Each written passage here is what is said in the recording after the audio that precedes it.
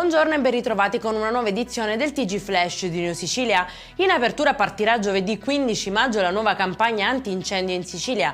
Questo è quanto previsto dal decreto firmato dall'assessore al territorio e ambiente Giusy Savarino. Il piano prevede un significativo potenziamento delle squadre e dei mezzi a disposizione per la prevenzione e il contrasto degli incendi boschivi.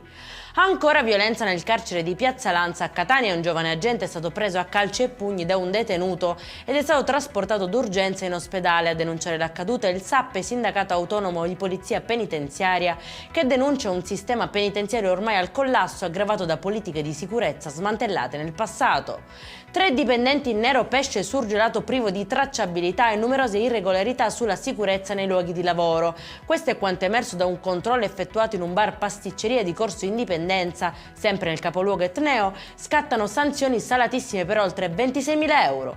Arrestato a Porto Empedocle nell'Agrigentino un carrozziere 54enne che nella sua officina nascondeva cocaina per un valore stimato superiore a 13.000 euro. Inoltre aveva adibito senza alcuna autorizzazione il terreno adiacente a deposito di rifiuti urbani e speciali.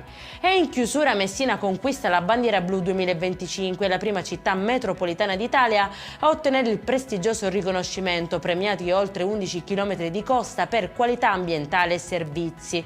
Un debutto significativo, simbolo di una svolta verso la sostenibilità ambientale e la valorizzazione delle risorse naturalistiche.